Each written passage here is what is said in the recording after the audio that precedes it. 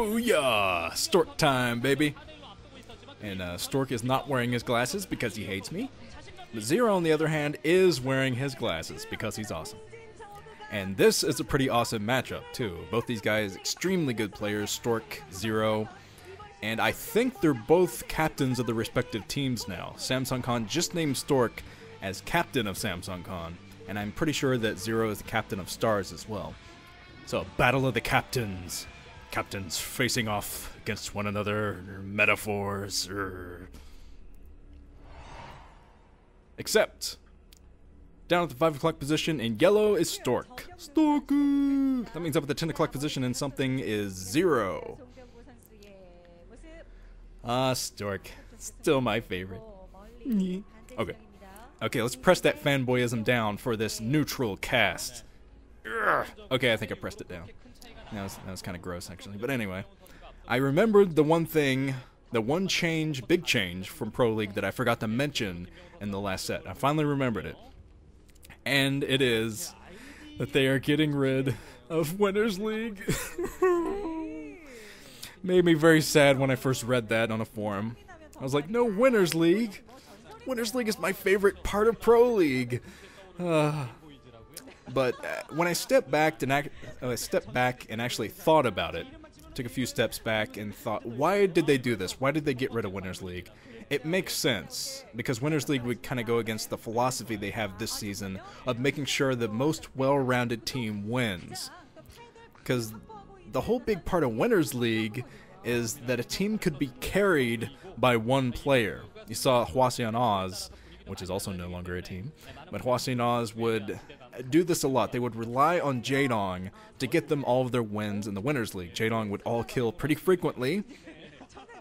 And yeah, teams with 1 or 2 or 3 good players would just rock out in the Winners League.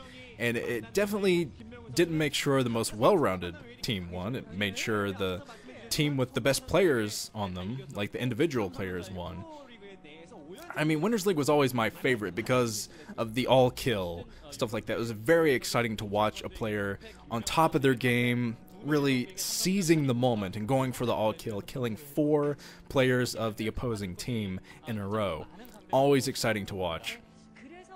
But I understand why they got rid of it, because it does, as I said, go against their philosophy. At this season, the most well-rounded teams will win. There will be 2 different teams, 2 different winners, because there's no grand final. It'll be the winner of the first round, or first half, or whatever, and the winner of the second half. And those will be the most well-rounded teams, without a doubt. Without Ace Match and without Winners League, you gotta have some depth on your team now to win the Pro League. And I kind of like that. The more I think about it, the more I like it, in fact.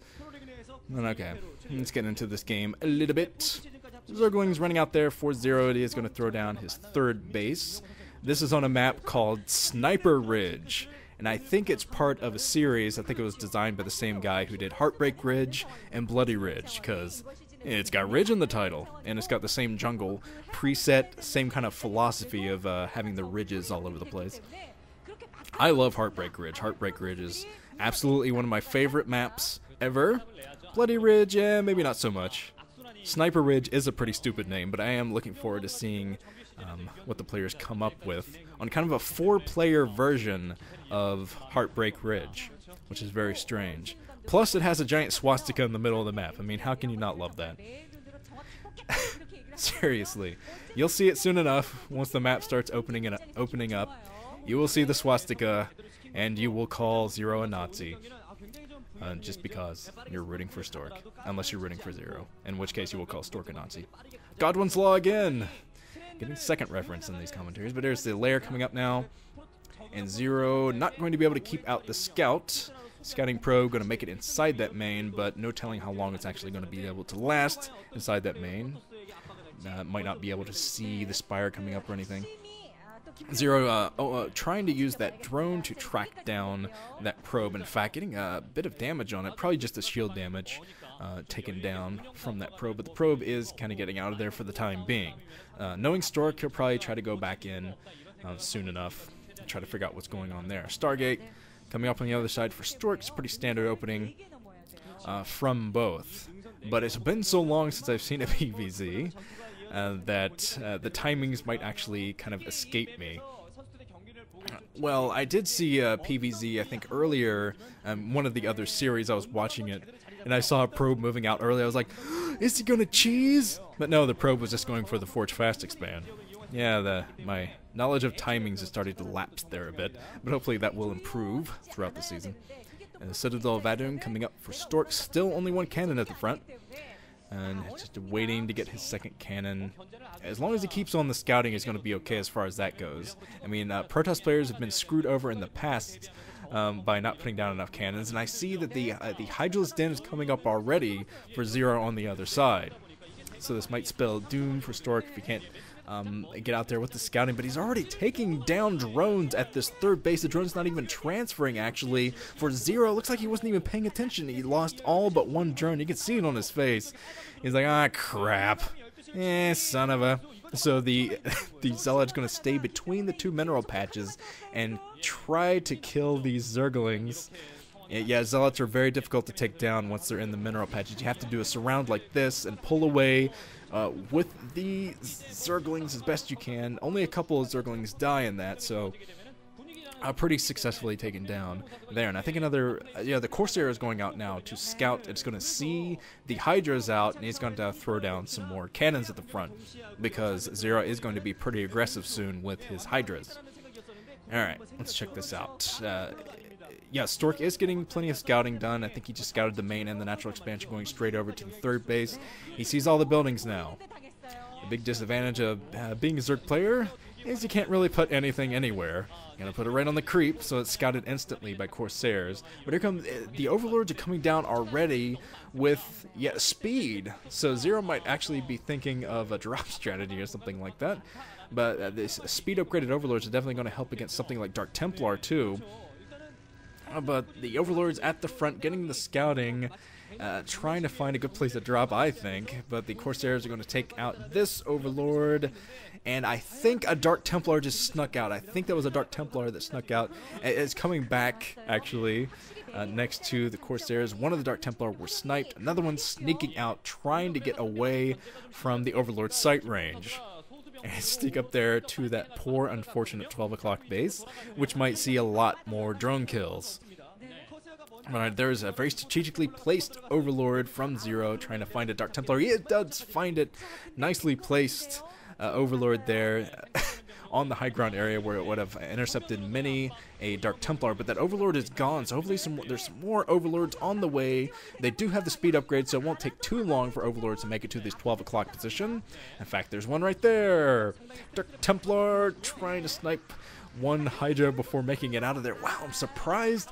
Oh man, Stork's going to continue his reign of terror at this 12 o'clock position. Another Overlord went down. It looks like Zero just can't seem to focus on one thing or another. He has to focus with those Hydras to do either take out the Corsairs or take out the Dark Templar. He can't really do both at once, which is what he was trying to do.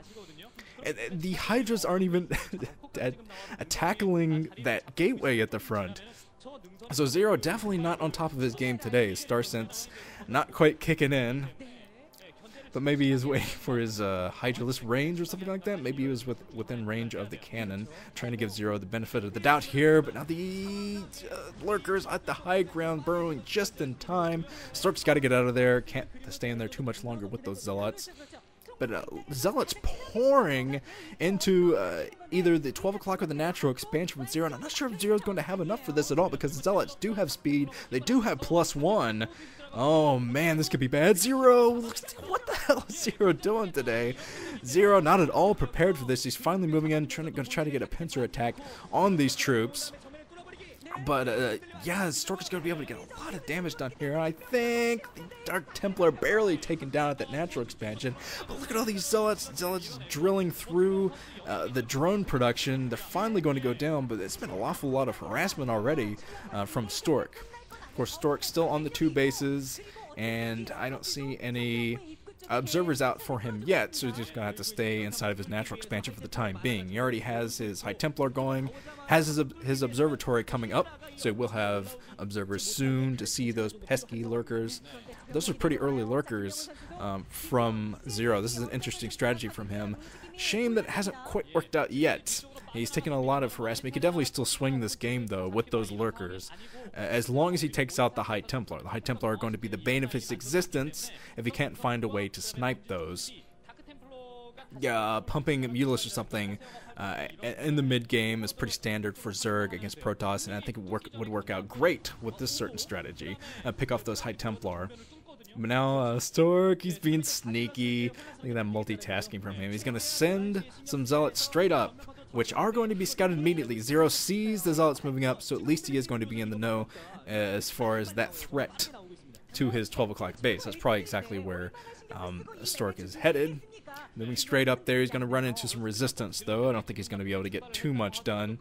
So he is kind of backing off, which is probably the correct course of action. Zero has taken the ridge, one of the sniper ridges.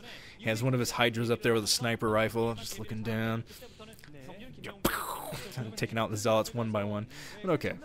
Here comes a shuttle, a little bit of harassment. Going to be completely unscouted. Oh man, this could cause a lot of damage. I don't see any overlords to the southern side of this base at all. What's going to be inside of the shuttle? But 4 Zealots. This kind of came into popularity, I think at the end of 2009, but I know 2010 it happened a lot, where Zealots would sneak inside the main to take out an important production building. Usually it's the Spire, but since there's only Hydralisk Den inside of that main, he's going to take that out instead, and now he's trying to push out of his natural expansion. Oh, I love this little attack, and it's a pretty recent innovation from Protoss players to go for that kind of drop, to kill the tech building like that. Like I said, usually it's a Spire, but he didn't find a Spire inside of that main. Now he's trying to push up here with the High Templar and the Storm. Zero being absolutely shellacked there. He hasn't even faced the Zealots yet. So I don't think these lurkers are going to last too long at all. Yeah, there are observers in, so these lurkers are going. Yeah, I think Stork's going to make short work of these if Zero can't get out of there. Zero on full retreat mode now, falling back to probably his natural expansion, or maybe the ridge next to that, the top part of the swastika in the middle of the map. But yeah, Stork is on the rampage. He is working from 2 bases. This is when a Protoss player is at their most formidable. Their deadliest is when they're working off the 2 bases and they have so many gateways down. Oh man, this is going to be very tough for Zero, but if he can fend this off, he does have 3 bases after all. He could definitely swing this back, but he's taken so many casualties so far. The Storms, I did see some Mutalisks out for sniping the High Templar, but it could be a little bit too late. Oh, corners, those Hydralisks. I almost saw Stork smile there, I think. But there are the Mutalisks going for the High Templar. The High Templar just storming right on top of them. All but 1 High Templar has gone down, I think. But just look at all these Dragoons coming out of nowhere for Stork. He has more High Templar on the way, too. Oh, man, GG. He just took Zero to school. And that was actually kind of embarrassing on Zero's part. He definitely should have put up a much stronger fight than that. But maybe he's just rusty. You know, obviously, it's been a while since televised games. But I'm sure that loss will definitely kick him into gear, and we'll see top-level Zero play, which is always very impressive. Good job, Stork. So it's 2-1 for Samsung Con. Let's move on.